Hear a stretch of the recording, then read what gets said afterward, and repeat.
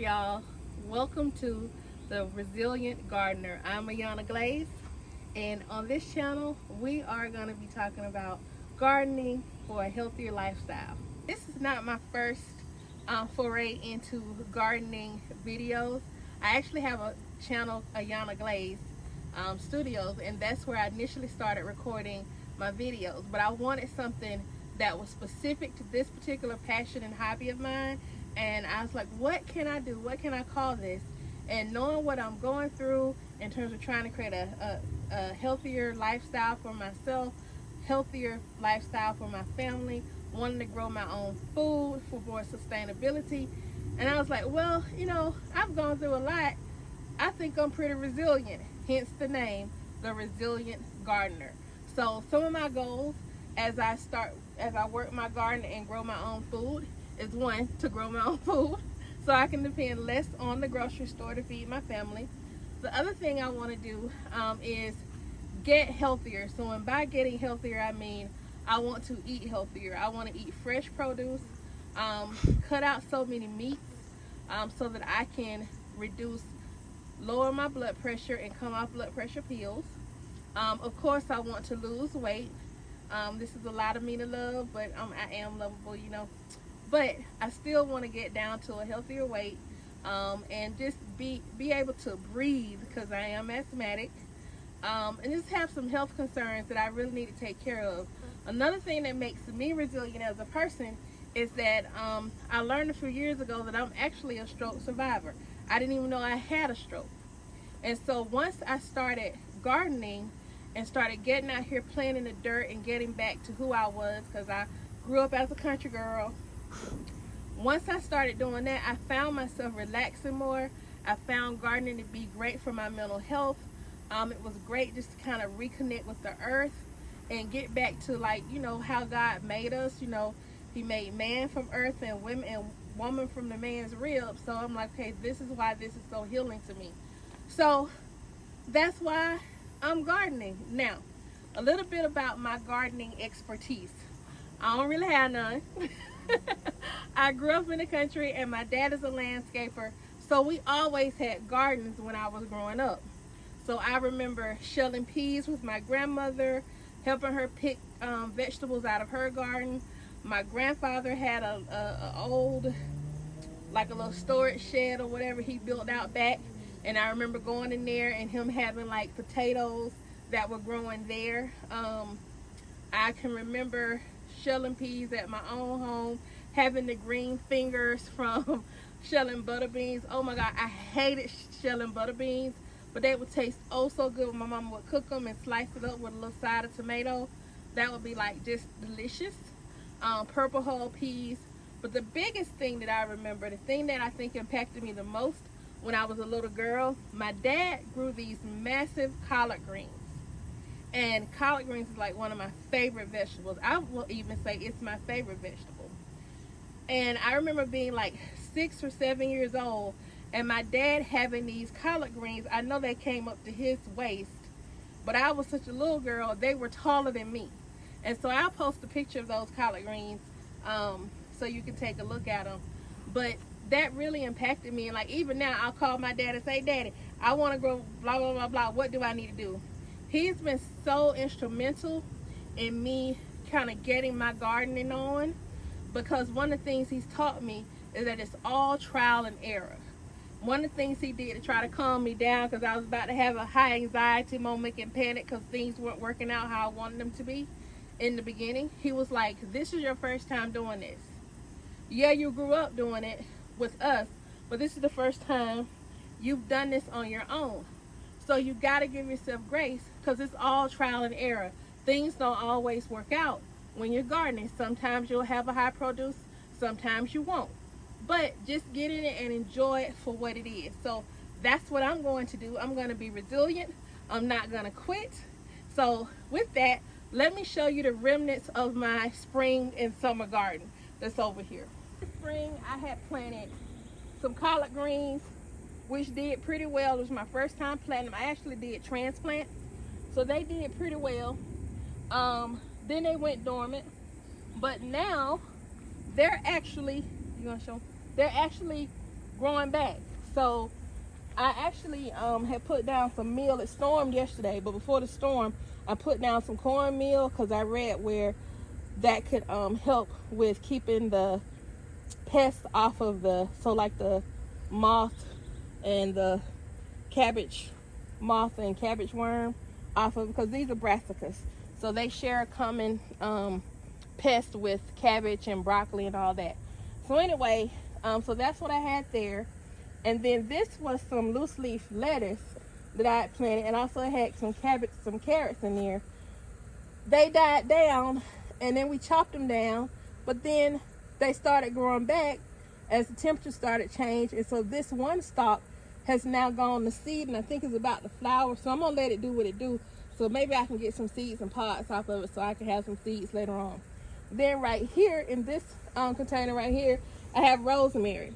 My husband had cut down, it was spinach in there, but my husband had cut it down for me, and he accidentally chopped up all my rosemary, but then the rosemary came right back. So rosemary is pretty resilient, but I do need to tend to this and kind of harvest some of it. Then we have this strawberry. This is strawberry mint in this small container right here.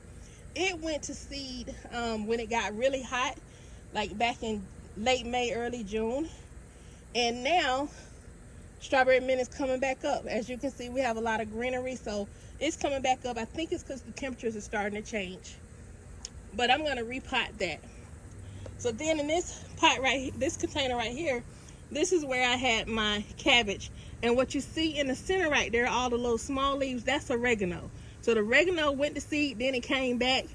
I got to cut those stalks down, but if you look, there's a little bitty head of cabbage right there.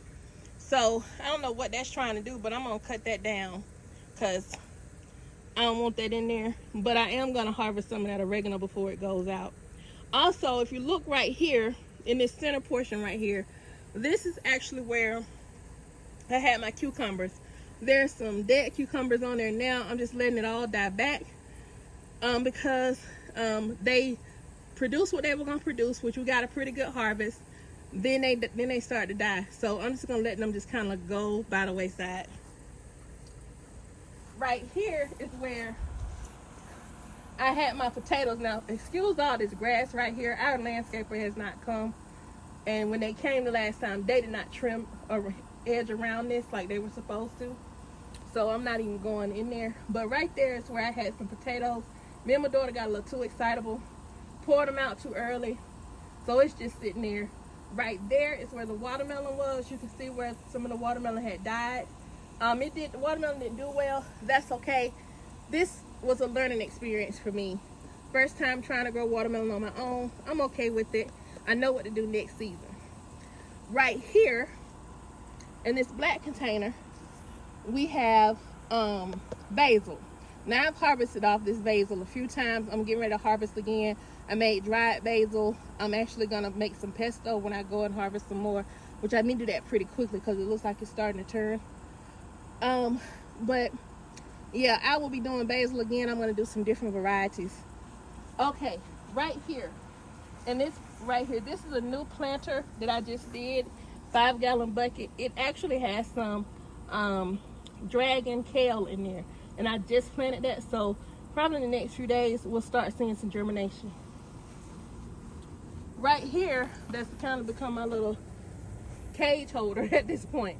In there I had some squash. That was a second planting of zucchini and squash.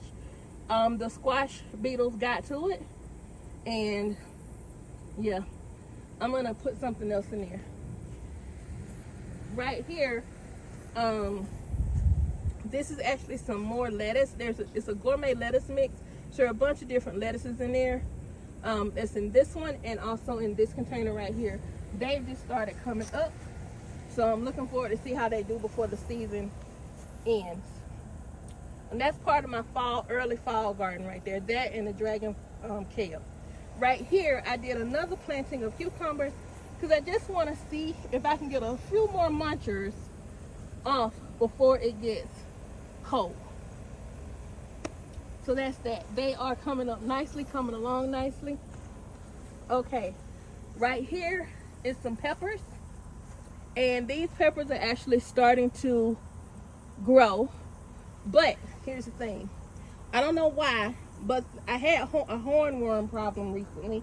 They did not bother this plant right here, but they got to this one. This was some banana peppers, sweet banana peppers. They tore those up, and you see it ate the whole plant. But someone said that they were going to grow back, and I'm starting to see new growth and new leaves, so I'm going to leave it alone and let it come back up, and I'm going to treat it so I don't have to deal with those little ugly hornworms anymore. Same thing happened here. Hornworms ate the peppers, but it didn't like those peppers because they're a little hot. So I guess they decided, like, let me fall back off that. This one got knocked over by the storm. It's another pepper plant, got knocked over by one of the storms that came through. But ironically enough, the hornworms didn't bother that. They didn't mess with this one too much as well. Maybe because the peppers were hot. And then here was my other banana pepper plant. And you see they went in. But the leaves are starting to come back up. And I think it's going to flower again. So I'm just going to leave it alone and let it do what it do and let God work out the nature, how he works out the nature. Now, I'm not going to step over here because this grass is so high. It feels like you're stepping in deep carpet. But this is where my tomatoes were. Hornworms did get the tomatoes, but the tomatoes didn't do well at all anyway. I'm noticing that on this one, which was the, I forget the name of this particular one, but this one keeps producing new tomatoes. I don't know how, I don't know why, because it was a determinate and it had died back, but now it's starting to like do some stuff. So I may give it a little attention and see what happens with it. But my tomatoes really didn't do well. And over here I have some golden, I forget what they're called. They're called golden something. Those are starting to come up again. And I have a few off of that. So again, I don't know what's going on, but we'll see. And then in these right here, I had some squash. That squash that was in these two containers right here did very, very, very well. They produced and produced and produced until they died back. I was very happy with what I got off of that. And then there was also squash in that one where you see all those beautiful golden yellow marigolds. Marigolds are really good for protecting against pests, and they did exactly what I needed them to do. So I'm going to split those up and put those in for my fall garden. So yeah, that's my spring and summer garden and what's the remnants of it. We still have some things that are producing and that are reviving themselves after being attacked by pests. I have some planters that I'm going to repurpose for my fall garden. I'm going to be growing some new stuff, and I have a video on that I'll be posting right after this one. Additionally, I'm going to expand this. One of the things I did not do, and I hate I didn't do, I didn't give myself room to walk in between rows to harvest things. So it became very difficult to get over here to like my cucumbers, or to get inside of there and do what I need to do, because I clump so many things together. That won't happen with the next garden. So that's it. When you're gardening, you live, you learn, and you grow, just like your plants grow. So that's what we're hoping to happen this time around. Well, no, that's what's gonna happen. And thank you for checking out the Resilient Gardener. This is my welcome video. Hope you enjoyed it. Remember, hit that notification bell and check me out. Subscribe, like, and share this content if you appreciate it and want to see where this journey takes me. All right, peace, y'all.